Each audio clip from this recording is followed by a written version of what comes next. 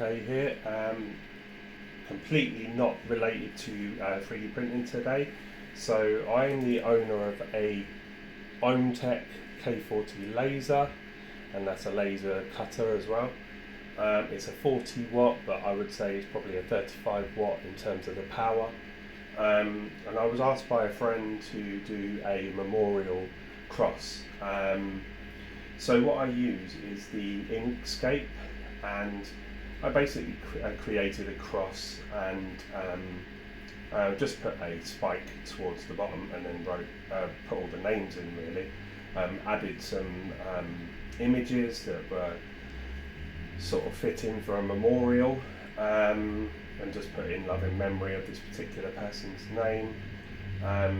And it's quite simple to do. I'm not going to go into how to actually carry out the Inkscape version of it, but the overall simplicity of using this is fairly easy.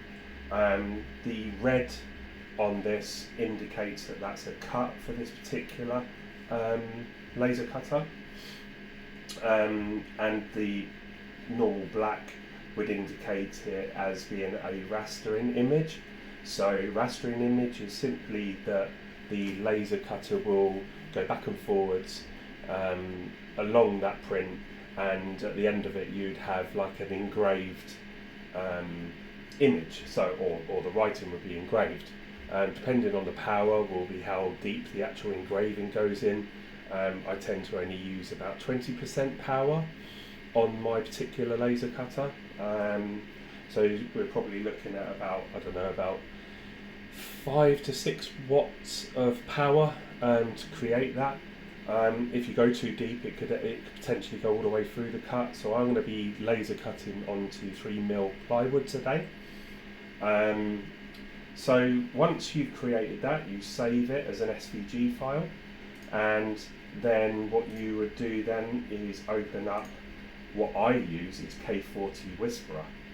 Now this is quite a simple program. It's free to download from Google, so just type that into Google.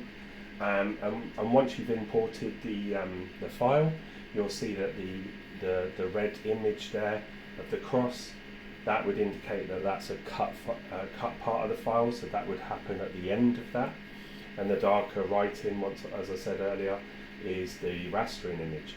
So as this is a A4 sized cutting machine, so on this particular cutting machine, the bed sizes are 300mm by 200mm, so basically an A4 piece of paper size.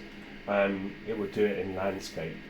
And how it would work is the rastering image, you can actually choose whether you want it to start from the bottom or the top. I mean, it makes no difference really.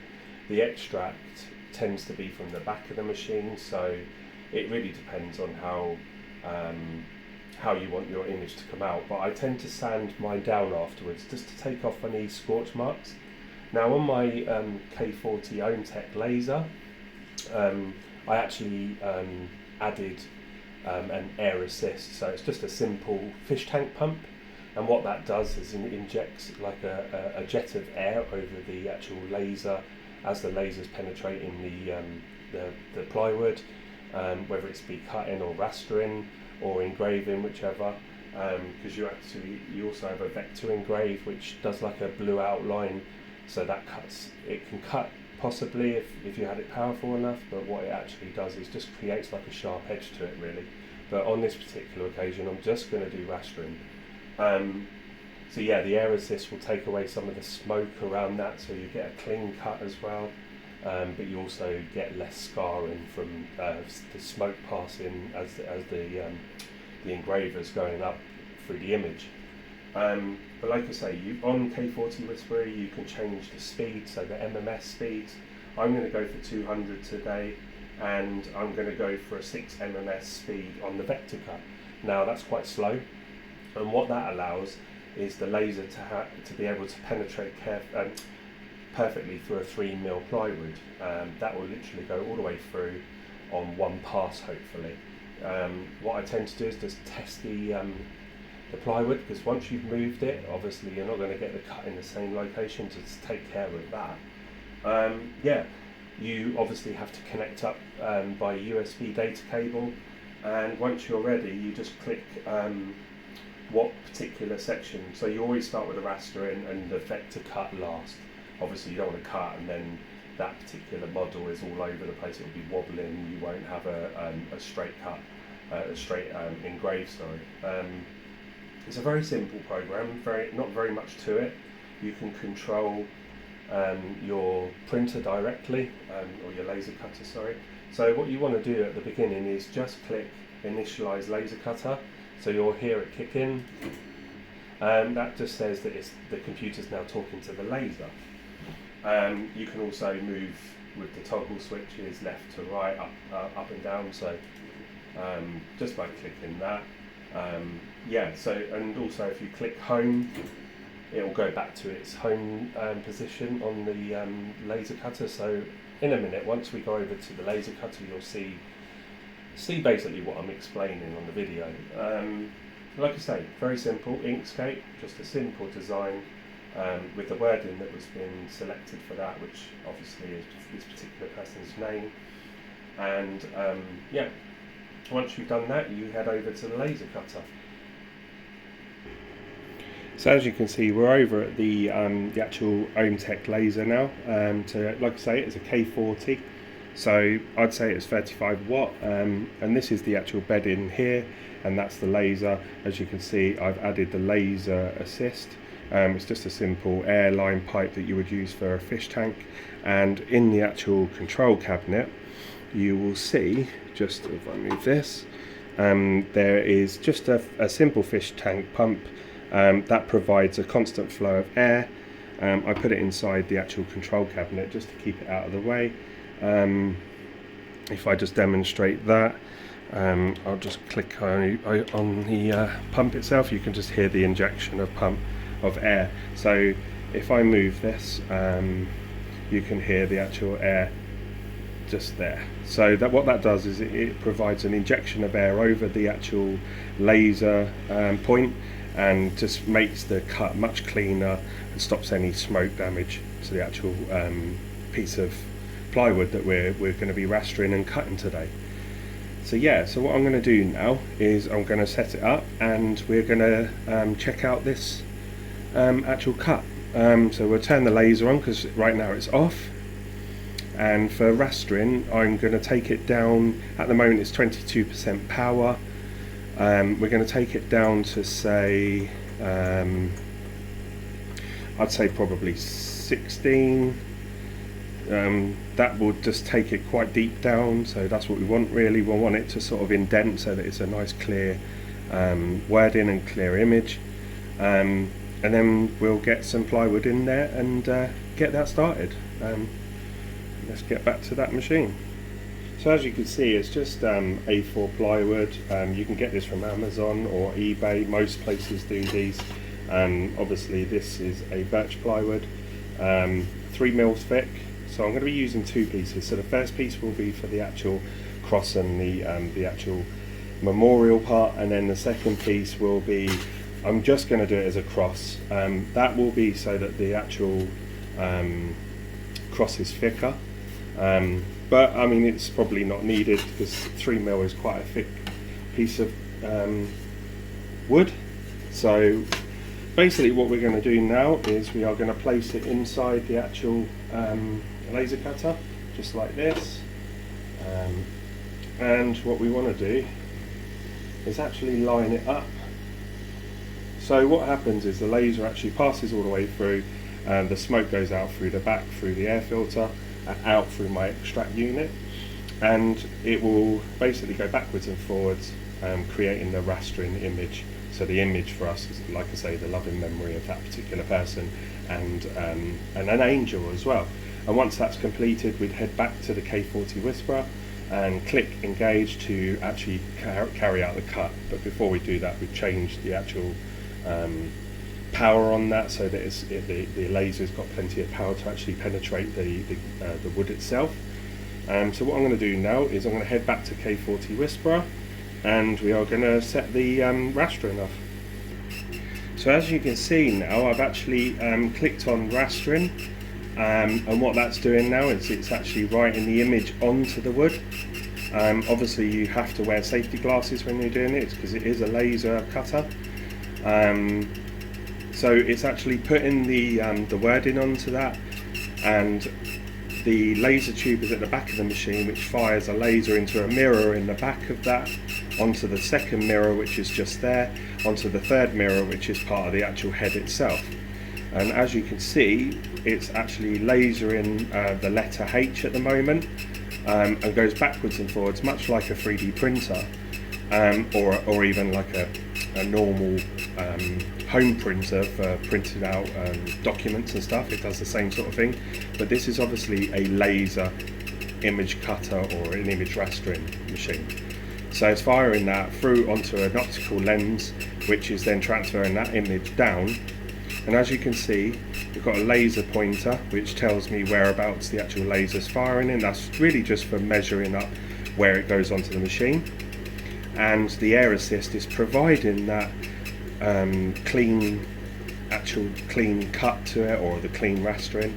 And as you can see, this is running at 200 MMS, so it's quite fast. If you go too fast, you could potentially have slip on the actual motor, and the actual wording may not necessarily come out correctly. So I always go for about 200 or 150, and that way you get a perfect wording every single time. So yeah, so what we'll do, we'll let that go through its motions, and we'll come back to it when it's completed the rastering, and I'll let you see the outcome of that. And then what we'll do is we'll head over to the cut then. Also forgot to mention that I've got two displays on this particular one. The top display is the temperature of the motherboard, and the second display is the temperature of the water. So at the back there's a water flow that goes through the actual laser tube that keeps the tube at a certain temperature. You don't want to go too low and you don't want to have it too hot. So currently it's about 20, so they say anything between 16 and 20, and all it is basically running into a bucket underneath the actual laser cutter, and with just a simple fish tank pump really, and that provides like a constant flow of water through the tube. If you run the tube without any water flow, then basically the tube will just explode. You won't be able to use it anymore. You'd have to buy a new one, and on average I think they're about £150 to £200, so they're quite expensive. So yeah, so always make sure there's flow, which there is. We always double check that, which there is a good flow, just checking that. Yeah, so obviously take that into consideration when you're doing that. As you can see, it's now probably about 50% into the cut, into the engrave, sorry. Once it's complete, it will go back to its home position, which was obviously then tell the machine that it's ready for the overall cut. So yeah, like I say, about 50% in now, should be ready to go. So as you can see now, so it's pretty much coming to the end of the rastering. It's just finishing off the last letter. I found that I needed to add some ice packs into the actual water because the temperature had risen to about 26, so I've brought it back down to about 21 now. So what happens if it goes over temperature? You'd lose power to the tube. It's sort of a fail-safe from the motherboard really. It tells the laser that there's an issue there with the temperature, and it just drops power. The danger of that is it actually damages your print. So I think I lost probably just on half of a letter. There's some slight fade into it, but it's still noticeable. As you can see, the actual image is complete. So as I said earlier, don't remove the print from the actual machine, because what happens is that's now aligned to actually carry out the cut. So what we're going to do is we're going to raise that to let's go to 25%, say 26%, which should be about 8 milliamps, and then we're going to head over to the K40 Whisperer and tell the machine that we now want to cut. So just going to quickly do that. And now it's carrying out a cut. So as you can see, it's a lot more slow. The actual purpose of this is actually cutting all the way through now. So it's just doing the cross. As you'll see it go right up to the end. then once it hits a point, it goes, as you can hear that little hiss. So basically that's actually the laser penetrating through the plywood. As I said earlier, it's a 3mm plywood. The more power that you can generate, you could potentially do 6mm on this, and maybe even more, but you probably need to do maybe 2 or 3 passes with that. But I find with plywood, 6mm speed on the K40 Whisperer at 26% on the laser capability, which is about 8 milliamps on the reader that I've got installed over here. With 1 pass is actually just enough, I believe. So like I say, before I remove it, I actually take the machine off just to double check the print before I remove the print from the machine, because if I need to do another pass I can. But it's looking like it's actually separating fine, which is great, because obviously this particular part of the print has dropped, which suggests to me that the 2 parts are now separate. So it's nearly done now. So it's passing over to the other side. And like I say, I'm running this at 6 because that allows the laser to penetrate the 3mm plywood.